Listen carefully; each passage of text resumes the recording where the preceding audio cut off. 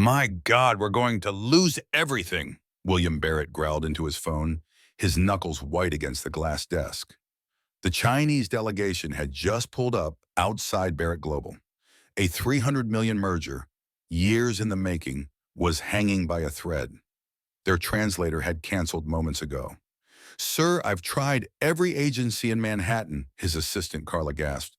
"No one's available in the next 15 minutes. William ripped off his glasses, cursing under his breath. That's when a voice came from the corner. "I can translate," it said quietly. Heads turned. Standing with a mop in hand and a janitor's badge on his shirt was an older black man in his 60s, Charles Everett, silent until now. Carla burst into nervous laughter. "You? No offense, but this isn't a bilingual tour. It's a multi-million-dollar negotiation." William stared at Charles like he was a ghost. "You speak Mandarin?" "Fluently," Charles said with a calmness that didn't match the chaos around him. "Lived in Guangzhou for 11 years. Married a woman there once. Long story." Carla rolled her eyes. "Sir, we're not seriously considering this." But William was still staring. No, reevaluating. Was this really happening? "Then prove it," he said, his voice almost trembling. Charles closed his eyes, took a breath, and spoke. The Mandarin rolled off his tongue with effortless elegance. William froze. He didn't know a word of Chinese, but it sounded real, powerful, too smooth to be faked. And in that moment, something shifted. What if the janitor wasn't just a janitor? What if salvation was standing quietly in the shadows all along? Have you ever witnessed someone completely redefine their role in a single sentence? Comment below. Would you trust the janitor? Charles Everett had spent the last 5 years mopping floors on the executive levels of Barrett Global, always arriving before sunrise, always gone before most employees even turned on their computers. To them, he was just the janitor, an invisible presence in the background, someone whose footsteps were softer than his voice, someone whose name no one bothered to learn. But behind those calm eyes and slow steps was a man who once spoke at business forums in Hong Kong, negotiated textile contracts in Taiwan, and wrote op-eds about East-West diplomacy. Once, before life took a turn, Charles had studied linguistics and international trade at UCLA. He had been stationed in Asia for over a decade, respected, even celebrated in niche circles. But when his wife was diagnosed with terminal cancer and his daughter dropped out of college to help care for her, Charles returned to New York, trading corporate boardrooms for hospital bedsides and late-night cleaning shifts to keep food on the table.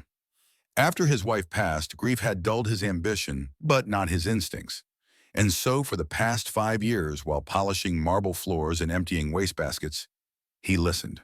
He listened to every conference call echoing down the halls, every board meeting left on speakerphone by forgetful assistants, every bragging monologue from junior executives in elevators. He heard mergers being birthed, lies being told, and strategies being pitched. He learned which executives inflated numbers, who took credit for others' work, who whispered behind whose back, and always he remained silent, until now. When Charles offered to translate for the most critical business deal in the company's history, it wasn't impulsive. It was precise. It was earned.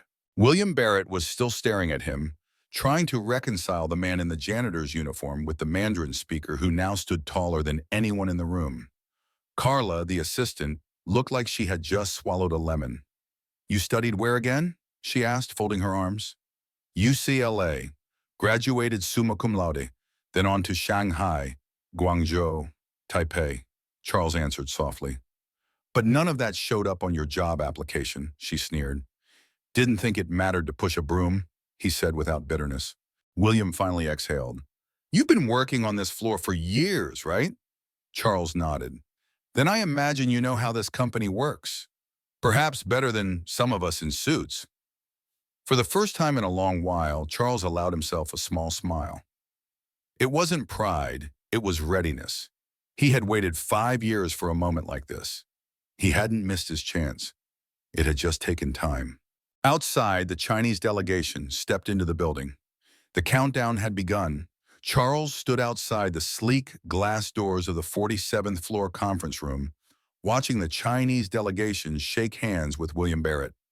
They were impeccably dressed, measured in their movements, and sharp-eyed, leaders of one of Asia's most powerful technology groups. Inside, tension clung to the air like fog. When William introduced Charles as our special advisor in Mandarin negotiations, no one blinked. Not yet. Charles bowed politely and greeted them with flawless Mandarin, weaving in traditional greetings with subtle respect cues that Westerners often missed. Mr. Liu, the delegation's lead negotiator, raised his brows, surprised not just at the language, but at the depth. "Your tones are perfect," he said. "Your accent, very local." Charles only smiled. The first 20 minutes flowed like a well-rehearsed symphony. He didn't just translate, he bridged. He softened phrases that were too direct, added pauses where silence spoke louder than words, and even reworded one awkward metaphor into a Chinese proverb that made the delegates chuckle in approval. But harmony doesn't last forever. Carla, who had been quietly fuming in the corner, couldn't hold back. "Mr. Barrett, shouldn't we share Charles's career background with our guests?" Her tone was syrupy, but the insult was clear. William looked at her sharply. "That's not relevant now," he said firmly, but Carla pressed on. "I just think our Chinese friends would be interested to know how humble his journey has been. After all, 3 months ago, he was still cleaning offices." The room fell into an awkward stillness. Mr. Liu's smile faded, and the other executives exchanged puzzled glances. In their culture, hierarchy was sacred. A translator, yes, but one who had once mopped the floors. It blurred the lines, confused them, possibly even offended them. Charles didn't flinch. "In my culture," he said calmly, "we believe that wisdom can come from anywhere, and that the floor cleaner may understand the walls better than the one who built them." The translator for Mr. Liu repeated the phrase back to him. The room remained silent. The moment had shifted. The warmth had cooled. William leaned in and whispered, "Are we losing them?" Charles didn't answer, but he knew. He felt it. He had been on both sides of the glass, behind the broom and behind the boardroom, and now the line between them had become a battlefield. Carla sat back satisfied. She had struck a blow. But what she didn't realize was that Charles had been watching her long before today, listening, remembering. She had made comments before, offhand, dismissive, cruel. To her, he was a man with no past, no spine, no story. But Charles had a mind like a locked cabinet, and it was full. He adjusted his tie, exhaled quietly, and looked across the table. This was far from over. Charles sat in silence as the meeting moved forward. Each new sentence from the Chinese delegation translated with his usual precision. But something had changed. There was no laughter now, no quiet nods of ease between the parties. The room felt colder, the questions more formal. He knew exactly what had caused the shift. It wasn't the language. It was the doubt Carla had seeded and the cultural dissonance it stirred. For all their global power, the Chinese held certain principles close: honor, hierarchy, role clarity. The translator, by virtue of voice, often assumes the role of the speaker. When that voice belonged to someone now revealed to be a janitor, no matter how skilled, confusion reigned. Doubt entered where clarity once ruled. Charles felt a familiar heat rise in his chest, not from shame, but from memory. He had cleaned this very room for years. He had emptied the trash where billion-dollar contracts had been tossed aside like yesterday's drafts.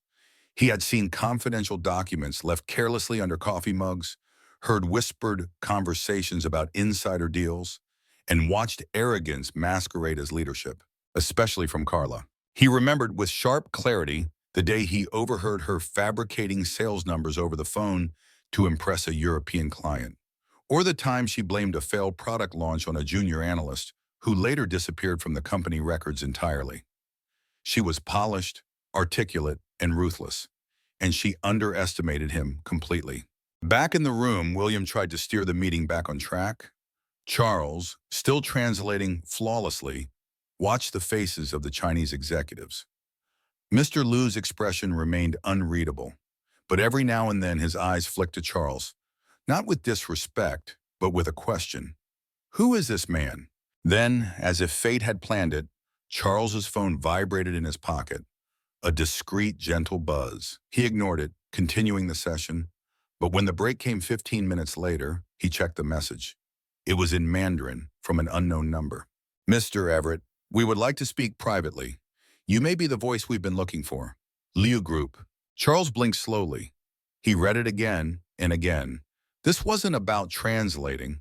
It was about being understood by people who mattered. He looked up, catching Carla glaring at him from across the room, clearly annoyed that he hadn't crumbled. But she didn't know what he knew. For 3 years, while she laughed at his silence, he had been documenting everything. Emails seen by accident, conversations half overheard, a flash drive forgotten on a desk. She had no idea how loud silence could become when it finally decided to speak. And soon it would. The next morning, Charles sat at a quiet corner table at the Mandarin Cafe on 42nd Street.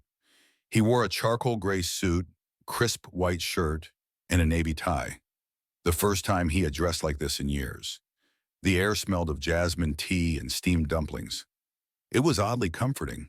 At exactly 10 a.m., Mr. Liu entered, accompanied by a poised woman in her 40s, with sharp eyes and a graceful posture. Mr. Everett, she said warmly, extending her hand. I'm Mei Huang, Vice President of International Strategy at Liu Group. Charles rose. Pleasure, he replied in Mandarin, which instantly brought a smile to her lips. Over tea, the conversation flowed with surprising ease.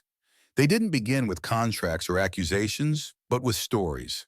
How Charles had fallen in love with Chinese literature, his days teaching English in Guangzhou, and how a twist of life had brought him back to New York with nothing but a broom and a purpose. Mr. Liu leaned in. Yesterday, we saw more than a translator, he said. We saw composure under pressure, cultural fluency, and moral courage. Rare qualities in business. May continued, we are preparing to expand operations across North America, but we need someone who understands both sides, someone who sees the cracks in the system and how to seal them. Charles's heart beat faster. He knew what they were offering before they even said it. Would you consider joining Liu Group as our strategic liaison for U.S. operations? May asked, sliding a simple white card across the table. On it, embossed in gold, were the words, Everett International Consulting, in strategic partnership with Liu Group. Charles ran his fingers across the edge of the card. Mr. Liu added, we believe you could help us address some irregularities within Barrett Global.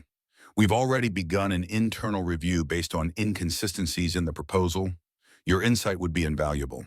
Charles said nothing for a long moment. Then, if I do this, I do it with complete transparency. Of course, May nodded.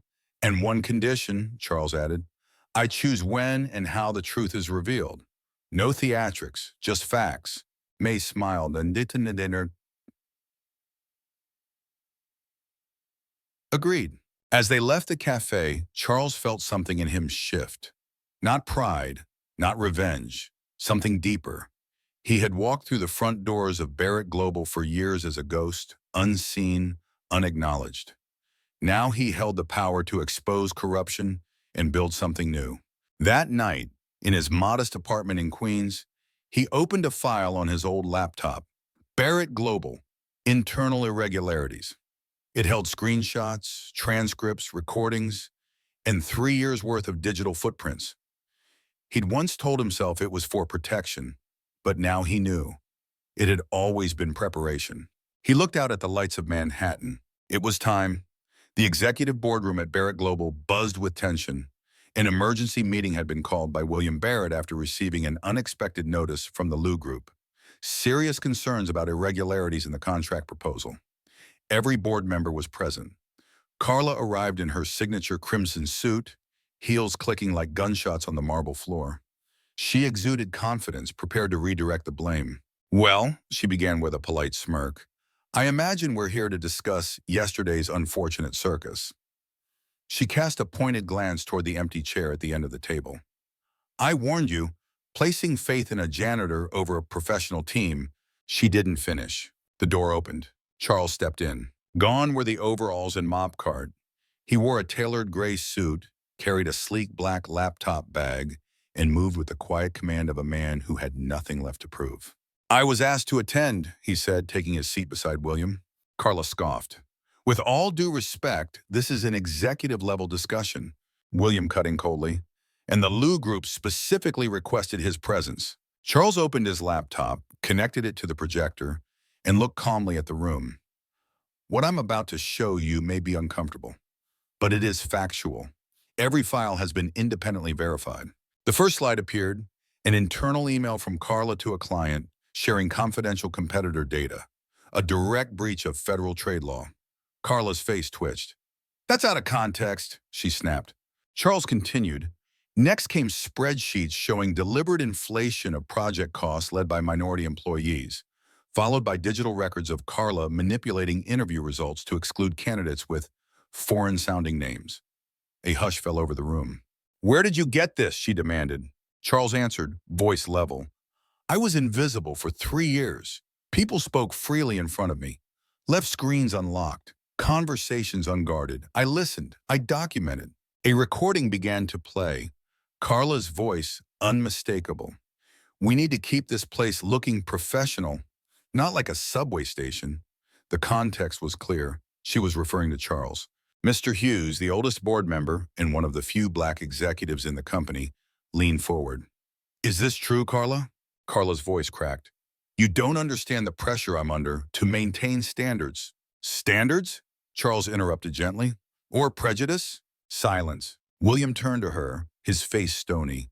"You have 30 seconds to give me one reason why I shouldn't terminate your employment immediately and refer this entire file to the authorities."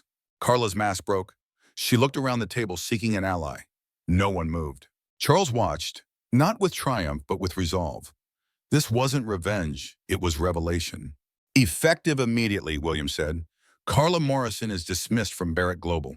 Security will escort her out." As she stood trembling, she hissed, "You're just a janitor."